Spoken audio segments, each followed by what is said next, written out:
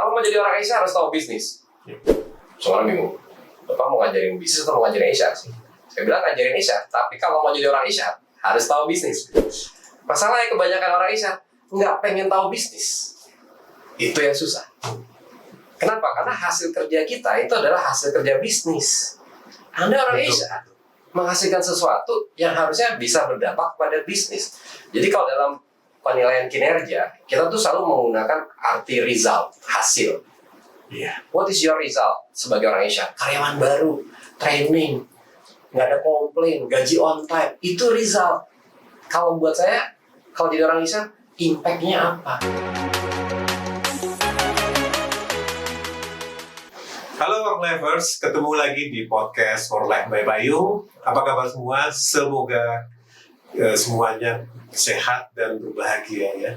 Dan hari ini kita kedatangan tamu yang luar biasa, yaitu siapa dia? Pak Pungki Purnadi. Bagi Work Lifers yang berprofesi sebagai HR manager ataupun business owner atau mungkin di bagian finance, pasti tahu beliau ya, karena beliau adalah salah satu guru HR-nya Indonesia.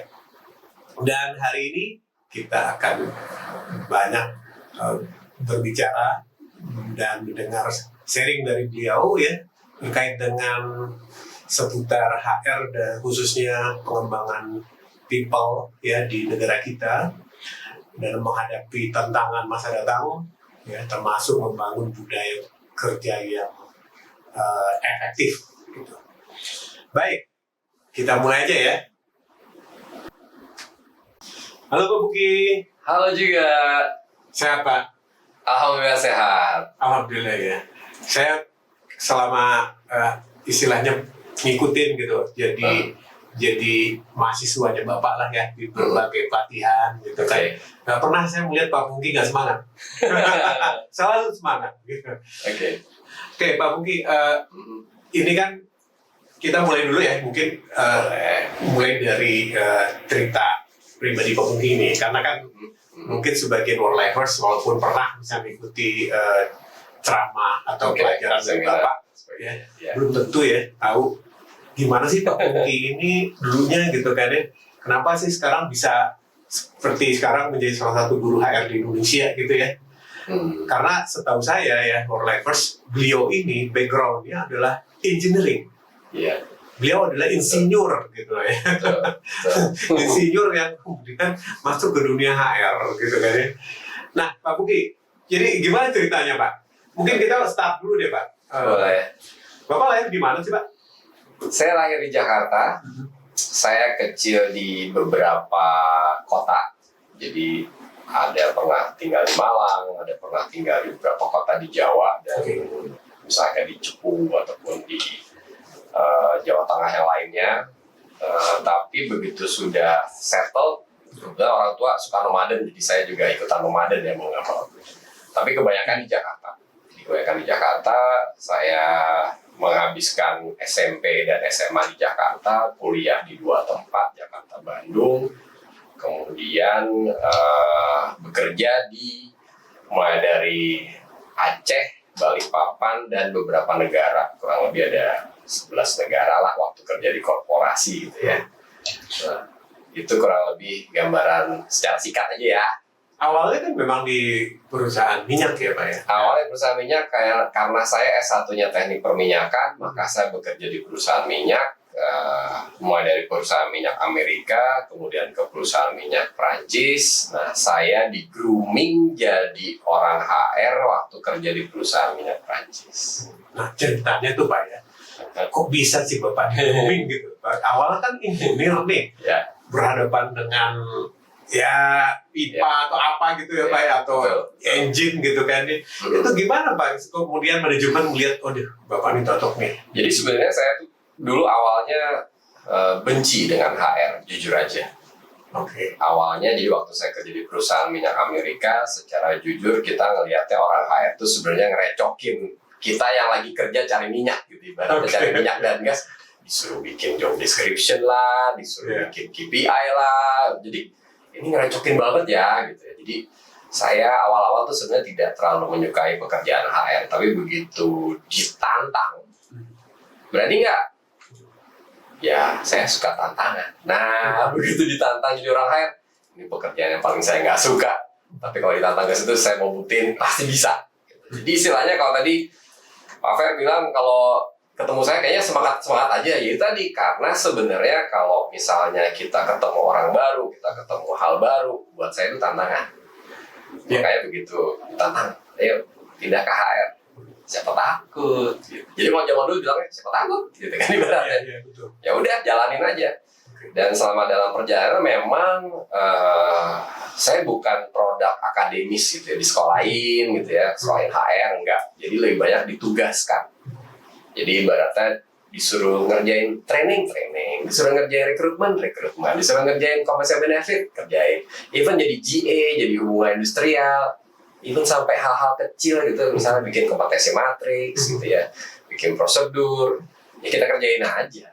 Karena pada dasarnya kalau orang dibilang lulus S1, S2, S3, wah itu sebenarnya lulus akademis saja. Orang dibilang lulus bener tuh kalau lulus dari kerjaan. Iya. Karena benefit kita bekerja adalah kita lulus secara pekerjaan. Wah itu luar biasa. Nah, tadi berangkat kan dari tantangan ya, Pak. Ada juga kan orang yang, oke, saya ambil deh, karena ini challenging lah, saya pengen buktiin. Tapi ternyata dalam perjalanan, dia nggak menyukai, gitu kan ya. Oke. Nah, kalau Pak Buki rasanya bukan lagi menyukai, mencintai. Enggak juga sih. Enggak juga, Pak. Gimana, Pak? Enggak. Jadi di tahun pertama saya masuk ke HR itu relatively saya masih mencoba untuk I should be back in the operation gitu. Istilahnya saya lebih suka di operation, ibaratnya istilahnya ya kalau kita petroleum engineer tuh kalau nggak lihat lapangan gitu, nggak lihat sumur tuh kayaknya bukan petroleum engineer gitu kan. Nah kebetulan saya beruntung saya dapet bos. Kamu tiap minggu ke lapangan. Kamu ngurusin aja tuh orang-orang di lapangan. Mau training apa kek, minta curcol apa kek, silakan. Jadi kalau kita kerja Senin sampai Jumat gitu ya, Sabtu Minggu libur. Saya Jumat jangan dicari di kantor. Saya Jumat kalau nggak lagi terbang ke Senipa, Handil, Tambora, Tunu, ada SPU di sana. Atau saya di CPA. Jadi istilahnya almost every week saya naik chopper tuh udah kayak minum obat gitu ya. Jadi tiap hari, tiap seminggu sekali pasti naik chopper. Itu masih engineer waktu itu? Masih enggak, itu udah di HR. Udah di HR? Kalau engineer malah kita tiap 2 minggu sekali naik chopper gitu kan. Nah ini di HR, karena saya udah biasa naik chopper 2 minggu sekali, terus tiba-tiba bos saya orang HR kan. Ya anak mungkin biasa naik chopper 2 minggu sekali. Kalau di kantor kali bosen kali dia. Akhirnya disuruh, udah kamu ke lapangan. Jadi akhirnya saya jadi orang HR yang seminggu sekali ada di lapangan dan naik chopper bolak-balik terus. Jadi lebih sering naik chopper jadi HR dibanding jadi engineer. Itu namanya HR lapangan. Nah, biasanya kan HR itu persepsi orang itu kan orang back office. Orang back office, ya. Yang biasa bekerja di dalam kantor gitu ya. Rasanya itu mungkin karena bos saya ngelihat waktu itu ini orang tipikal operation engineering, kalau disuruh kerja back office pasti bosan. Betul. Maka dia kasih kesempatan, udah kamu ngurusin hal-hal yang mungkin bisa kamu urusin di luar, di site, ya kamu pergi ke site. Apa Pak yang berbeda Pak menjadi HR lapangan kayak waktu itu Pak? Dibanding misalkan banyak kan orang HR nih kan ya udah di kantor aja gitu kan ya, berhadapan dengan data, informasi gitu kan. Pada dasarnya tadi balik lagi karena saya seorang yang suka ditantang gitu ya. Kalau ada orang bilang lu pasti nggak bisa, gue bilang gue pasti bisa. Ibaratnya kalau saya masuk sekolah unggulan gitu, saya kebetulan SMA saya Pangudi Luhur gitu ya. Semua orang yang di SMP saya bilang lo nggak bakal berhasil di PL gitu. Wah, buat gue tantangan nih masuk PL gitu. Akhirnya sekolah di PL dan masuk. Dan itu kalau dulu masuk sekolah SMA Pangudi Luhur tuh harus IQ test. IQ testnya nggak boleh di bawah 120 kan, kita kalau ada IQ test ada 120, 140, ada yang L 160. Saya L 160. Jadi di XYZ tuh waktu di tes saya L 160. Saya juga nggak tahu kenapa bisa L 160, saya juga bingung. Itu jenius gitu Pak. Tapi yang jelas saya suka tantangan. Jadi kalau ada hal-hal baru, ya udah. Jadi begitu masuk HR, ya saya suka tantangan. Saya pantengin gitu ibaratnya. apa sih yang membuat saya suka gitu ya? Karena dikasih tantangan. Iya. Kalau nggak dikasih tantangan, mungkin kalau kerjaan itu aja gitu. Jadi misalnya saya diassign ke banyak penugasan-penugasan yang notabene saya nggak pernah tahu. Jadi ibaratnya tiba-tiba suruh jadi interviewer. Oh, apa jadi interviewer?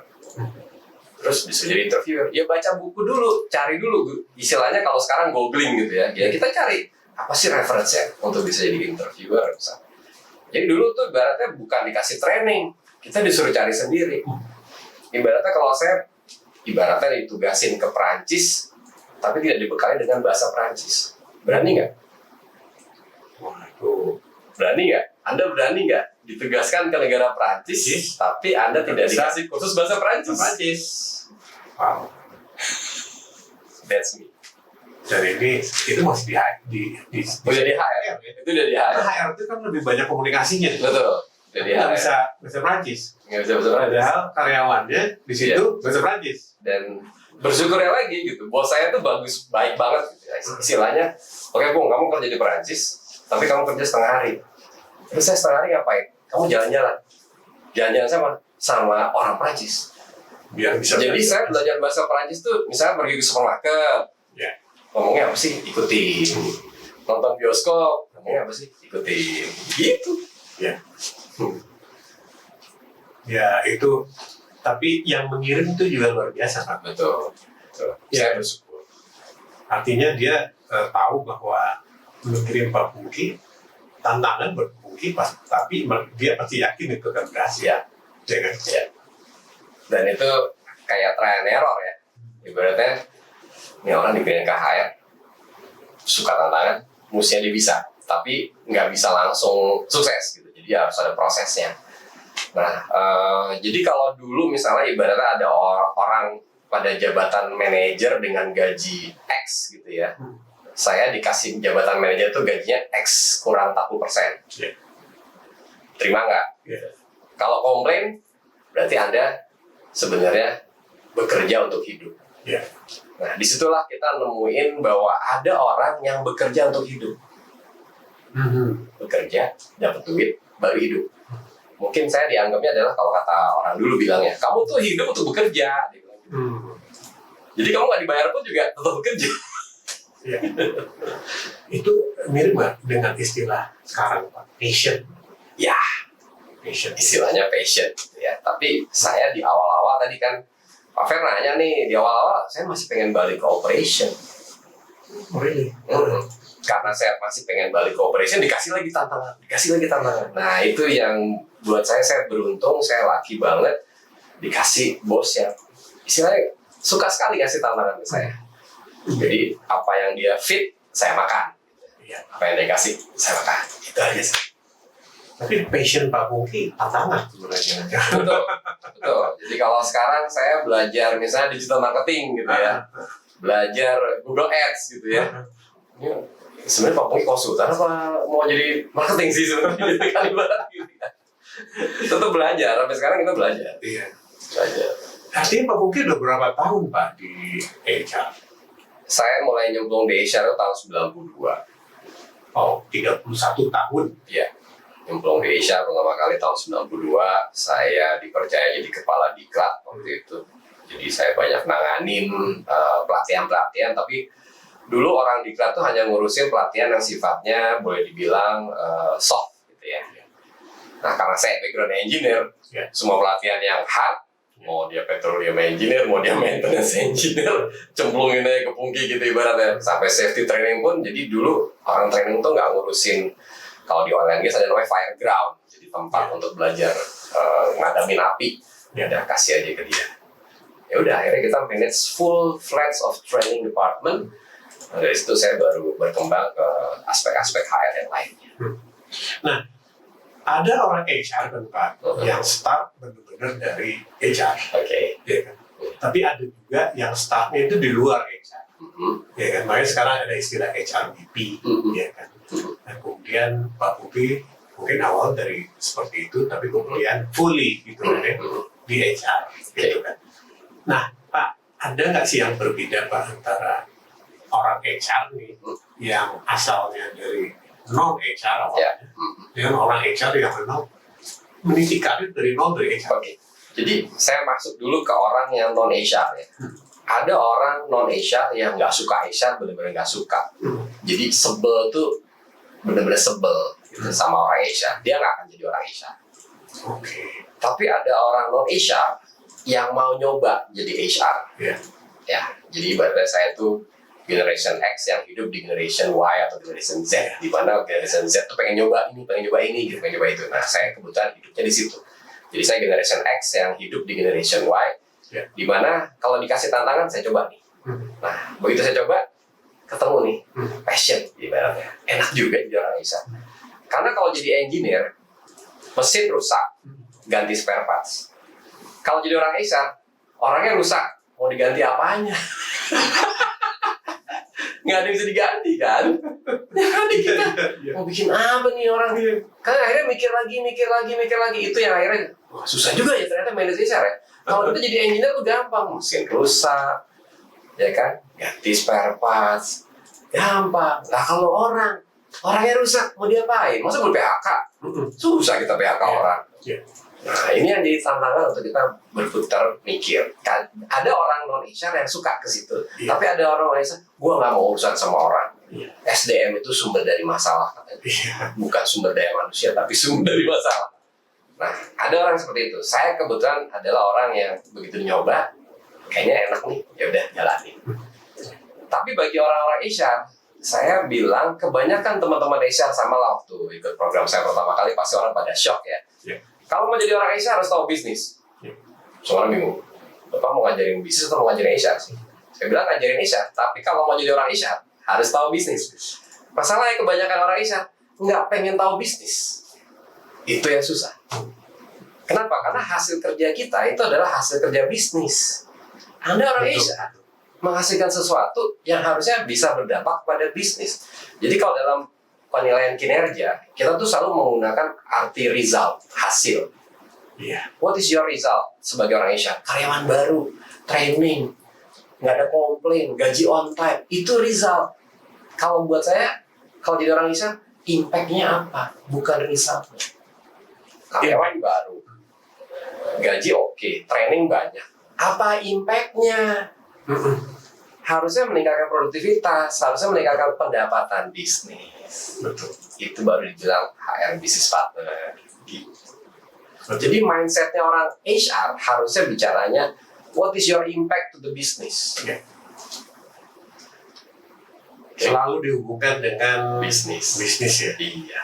Karena ada juga kan Pak, misalkan nih beberapa kolega nih, kenapa sih aku senang dengan profesi di HR gitu? Kayaknya karena saya senang dengan mengamati manusia. Saya senang melihat bagaimana manusia berinteraksi, berperilaku gitu kan ya. Iya kan? Terutama rekan-rekan dari psikologi kan ya. Tapi ada juga orang HR yang memang menyukai HR yang mungkin kayak Pak Bugi tadi gitu. Dalam arti dia menyadari bahwa people is asset for company gitu kan ya. Dan productivity itu adalah emas gitu kan ya. Jadi itulah yang membuat ketika kita berbicara sumber daya manusia, itu hal yang sangat strategis bagi perusahaan. Ya, Pak ya? Betul. Makanya kenapa saya di awal kalau sharing tentang human resources, if you want to become good human resources professional, practitioner, whatever the name gitu ya, learn first about the business because if you learn about the business, you know what is the essential of the business. Get the money, get the revenue, get the profit. And then untuk get the profit kita nggak mungkin mengerjakan semuanya berdasarkan robot. Betul. Kita pakai manusia. Maka kita harus cari manusia yang bisa get the money and the revenue. Nah kalau kita dapat orang yang nggak bisa dapetin revenue, susah. Benar. Oke, Pak Pungki kan udah malang melintang lah gitu kan berbagai perusahaan sebagai lead HR ya kan. Dan beberapa kali juga udah jadi HR director kan Pak ya. Baik di perusahaan Indonesia maupun di multinasional. Ya. Nah, ada yang menggelitik saya nih Pak. Lebih susah mana sih Pak ngurusin ya SDM Indonesia atau SDM asing Pak? Jadi kalau kerja di multinasional itu enaknya adalah kita terkena budaya multinasional. Kalau kerja di national company, kadang-kadang kita lebih terkena budaya national. Nah, jadi kalau kita coba untuk istilahnya membedakan gitu ya, ibaratnya kalau saya dulu kerja di perusahaan Amerika, saya terpengaruh dengan bos saya orang Jerman Amerika, American German. Begitu saya kerja di perusahaan minyak Prancis, saya banyak terpengaruh dengan Prancisnya, gitu kan.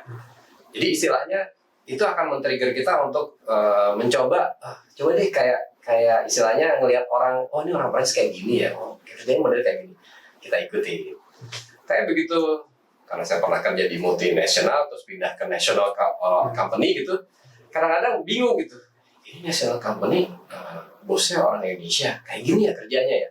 Jadi itu yang kadang-kadang akhirnya banyak orang-orang yang nggak pernah kerja di multinasional, ya, terus pindah ke national company, itu terpengaruhnya bukan malah jadi enak, tapi malah jadi shock. Kenapa? Karena biasa lihat bule kerja, terus lihat Indonesia kerja, kok begini ya? Yang ada kita shock. Itu yang kita sering ketemu kalau dulu dari teman-teman oil company yang dari macam-macam gitu ya. Terus masuk ke national company, waduh, kayaknya gue shock banget ya. Tapi kita mesti ngadepin. Ya udah, akhirnya apa? Kita berusaha adaptasi. Nah, ini yang menjadikan kenapa kita harus bisa istilahnya punya standpoint ya. Kalau kita kerja di national company, harusnya standarnya tetap multinasional. Nah, ini yang boleh dibilang jadi tantangan besar di Indonesia ini untuk kita ngeset standar. Kita udah bagus sebagai national company, itu berapa udah bagus. SDM kita di national company udah bagus. BUMN pun sekarang sudah menggeliat untuk lebih baik lagi. Tapi kalau kita lihat, ya baik lagi ya soal indeks produktivitas misalnya, kita di Asia Tenggara aja, kok masih di bawah ya? Kan Nomor jadinya 5 Pak. nomor 5 ya? Nomor 5 di bawah Filipina lagi. Di bawah Filipina. Aduh, itu agak menyedihkan itu sebenarnya. Kalau buat saya itu menyedihkan gitu kan.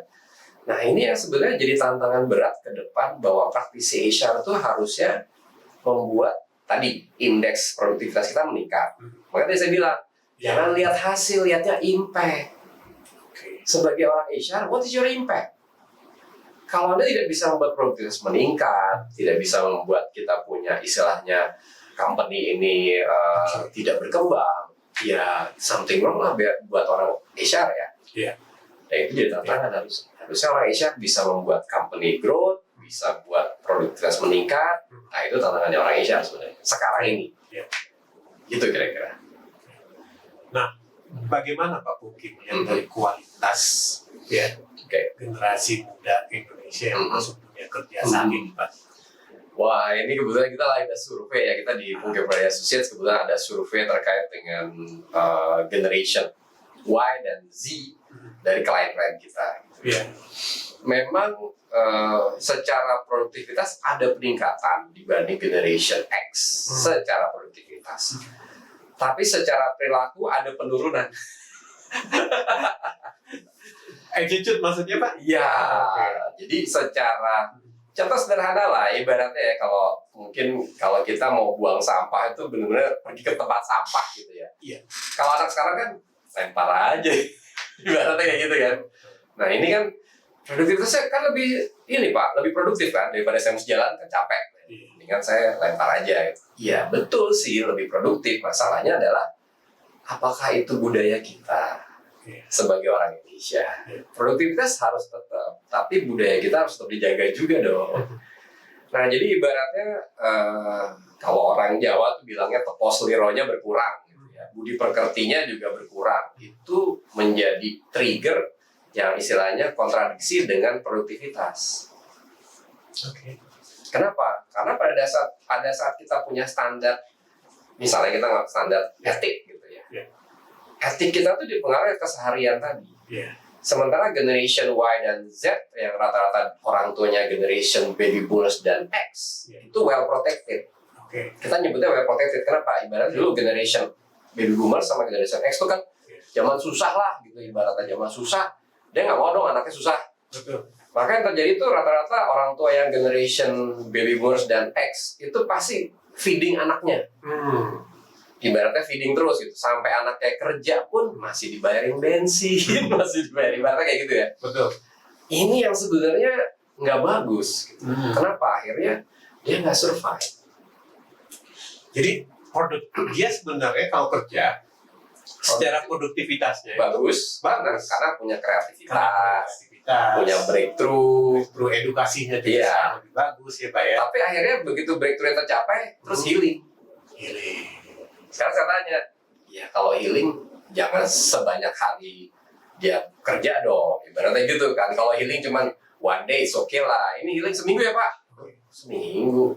Kan kadang-kadang kita mikir, ngapain lo healing seminggu gitu ibaratnya. Artinya kan produktivitas yang bagus tadi akhirnya jadinya nggak jadi produktif Iya. dong. Jadi artinya dibanding dengan generasi dulu, Mhm. ada peningkatan di sisi Ada. productivity, tapi ada penurunan di sisi ini, Ya. sehingga impact-nya secara Sama total sama aja. Sama aja. Itu yang menyedihkan. Ya, sementara Jadi kalau dibilang kita ada bonus demografi secara makro nasional gitu ya, ini perlu dijagain. Oke. Kalau attitude-nya masih kayak gitu, ya kita sama aja down. Nah ini attitude generasi muda atau attitude bangsa sebenarnya Pak? Ya jadinya, contohnya gini lah, kalau kita lihat kehidupan sehari-hari ya, sehari-hari kita datang dari rumah ke kantor, Iya. motor lebih banyak di Jakarta ini, motor lebih Iya. banyak daripada mobil. Iya. Lihat ya attitude-nya pengendara motor. Iya. Kenapa? Karena si pengendara motor nggak pernah naik mobil. Betul. Tapi kalau orang udah pernah naik mobil, terus dia naik motor, pasti beda attitude-nya. Nah, yang terjadi adalah kebanyakan kita, orang semua naik motor, tapi nggak pernah punya Iya. mobil. Iya. Yang terjadi adalah attitude-nya seperti itu. Itu analogi yang sama dengan kalau kita lihat, ya tadi tuh, generation Y dan Z yang sekarang bekerja. Iya. Tambah lagi dia bilang, bos gua marah, gua resign. Emang udah bekerja? Belum. Kan ada babe gue di rumah. Iya. Itu dia. Kan masih ada nyokap gue di rumah. Tenang aja. Jadi ibaratnya sekolah jauh-jauh di Amerika, begitu pulang ke Indonesia nih, cari kerjaan. Emang disuruh kos? Enggak kan? Disuruh Iya. tinggal di rumah dong. Iya. Ya udah kan, makan, tidur, gratis. Sementara tiap hari kerja cuma browsing, karena main game. Sementara gelar MBA dari luar. Ibaratnya kayak gitu kan. Iya. Iya. Ya akhirnya mental fighting spiritnya kurang. Oke. Itu yang kalau saya bilang, ibaratnya kalau dulu orang tua saya sih agak galak ya. Jadi kalau saya bangun pagi itu kalau nggak bersihin tempat tidur tuh nggak boleh keluar dari kamar. Iya. Kalau anak sekarang yang bangun tidur ya udah pergi aja gitu, cuek aja tempat tidur, nggak diberesin apa enggak ya cuek aja gitu ibaratnya. Pulang kantor juga lempar aja tuh tas apa sepatu kan gitu. Kalau kita kan taruh dulu di tempatnya, baru mulai kegiatan yang lain. Nah ini yang sebenarnya terjadi balancing antara kreativitas dengan produktivitas yang meningkat, tapi dari si attitude-nya berkurang. Pak, ini di sisi attitude-nya, Nah, ada nggak Pak hubungannya itu Mhm. dengan efek dari ya sekarang kan sosial media Mhm. itu nggak pernah lepas ya dari dunia anak generasi rebahan. ya generasi tambahan lah. Iya. Posting sesuatu harus di like saat itu juga. Mhm. Kalau enggak baper Ya. gitu kan ya. Mhm. Artinya mereka instan gitu, pengen apa yang diinginkan tuh didapat. Mhm. Beda mungkin dengan generasi Generasi Zaman saya dahulu yang ya, Pak. susah gitu ya. susah gitu kan ya, untuk riset aja skripsi gitu kan ya, harus bikin surat rekomendasi dulu, surat keterangan Yes. dulu, Betul. baru kemudian antar ke lembaganya, tunggu kemudian jawabannya. Iya. Kalau sekarang kan enggak Pak, Mhm. ya pakai ya nge-search aja udah selesai. Ya pakai ChatGPT juga Gampang. gampang. Iya, Ada dapat. nggak hubungan sama itu Pak? Ada memang. Ada. Makanya kenapa anak sekarang kalau bisa tuh mentalnya dibuat balance antara penggunaan ChatGPT, digital teknologi gitu ya. Iya. Itu harusnya di sisi lain harus dibuat susah. Apa yang dia dapat sekarang? Kan ada yang bilang, kenapa mesti susah Pak? Ini kan udah gampang. Iya, akhirnya kamu nggak pernah merasakan yang susah. Ya susah. Ibarat gitu kan, generasi Z sekarang tuh boleh dibilang nggak pernah ngerasain susah. Semua serba gampang, semua serba ada. Akhirnya apa? Mental mereka tidak punya fighting spirit. Jadi dimarahin bosnya resign. Iya betul. Iya kan? Iya iya. Padahal kita tuh dimarahin bosnya. Bos gue marah ya. Wah gue mesti belajar lagi dong. Berarti gitu kan. Kalau sekarang kan nggak dimarahin bos, gue cari kerja yang lain. Iya betul. Beda loh. mentalnya beda loh. Kalau dulu mentalnya kita dimarahin, salah lu apa ya? Lu mesti belajar lagi apa ya? Jadi gitu. Kalau anak sekarang kan dimarahin, gue cari kerja lain aja kalau gitu. Kalau zaman dulu tuh dimarahin, Mbak. Habis itu evaluasi diri, perbaikan. Habis itu berterima kasih kayak marahin kita. Iya. Makasih Pak udah dimarahin. Kalau anak sekarang kan nggak, malah maki-maki balik malah. Maki-maki balik ya. Gitu. Ya, itulah. Cuman kan fenomena apa ya? Fenomena sosial media ini kan terjadi juga di negara-negara lain, Pak. Iya.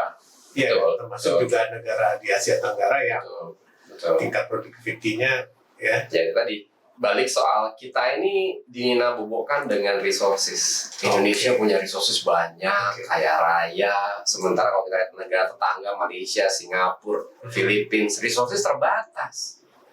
Ya. Akhirnya mereka punya fighting spirit gitu loh. Ibarat seperti itu. Singapura contohnya nggak punya apa-apa. Lihat GDP-nya dia jauh di atas kita gitu. Itu kan kadang-kadang kita nggak make sense. Lu kagak punya apa-apa kok bisa ya gitu ibaratnya ya. Tapi kita punya semuanya. Tapi kan di Singapura itu atau Malaysia lah gitu kan Pak ya. Itu kan indeks income per kapitanya atau income per kapitanya itu kan tinggi kan Pak.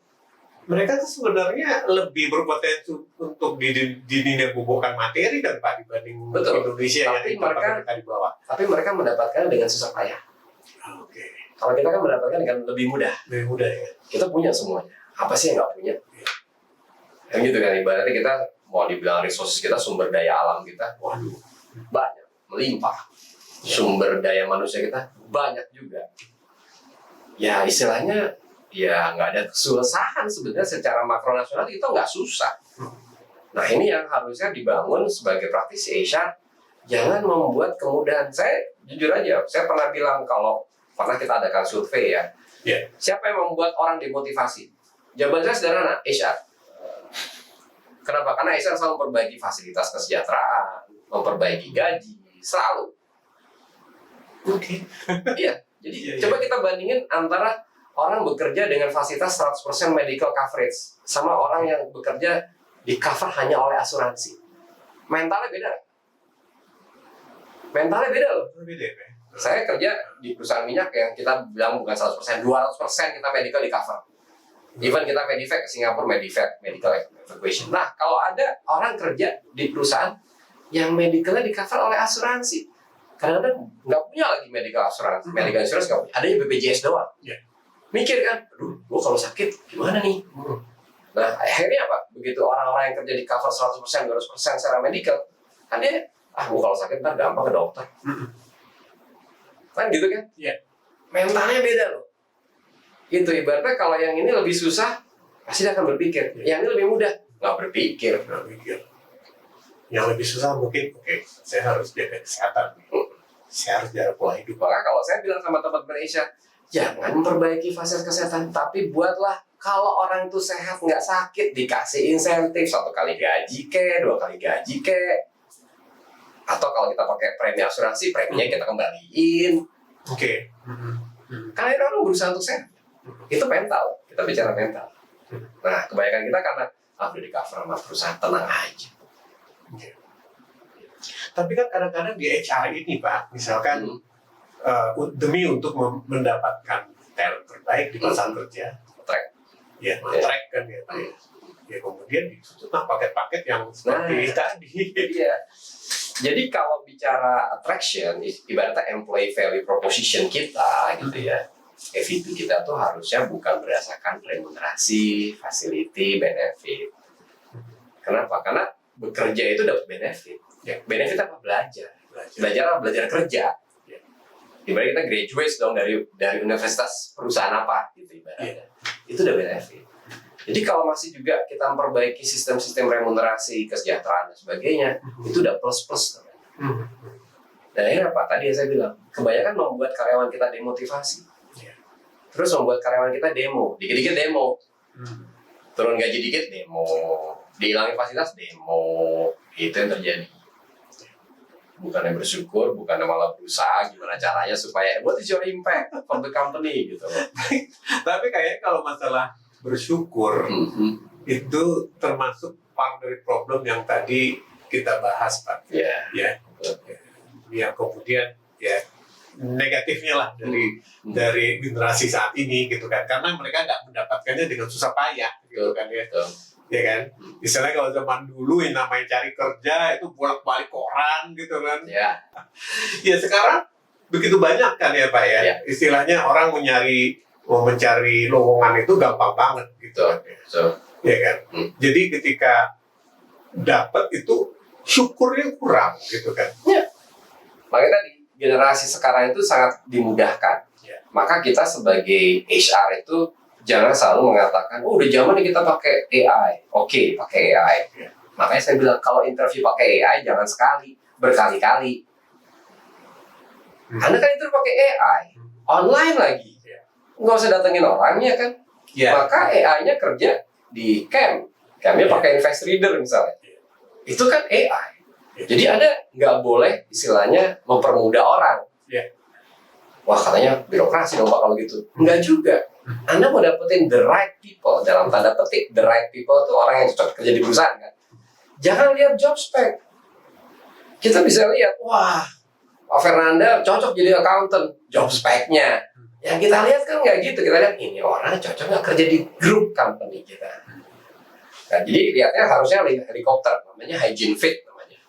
Jadi kalau dalam proses rekrutmen dulu, itu kita cuma pakai job spec, it's okay, no problem. Karena kandidatnya nggak banyak. Sekarang kan kandidatnya banyak. Maka kalau kandidat banyak, harusnya kita paling nggak 5 level screening. Ada hygiene factor, cocok nggak nih secara corporate culture. Kalau corporate culture cocok, maka kita kedua, kita lihat secara potensi dia bisa kerja di grup kita nggak? Secara grup nih, kita punya banyak anak perusahaan nih, kemana-mana nih bisa.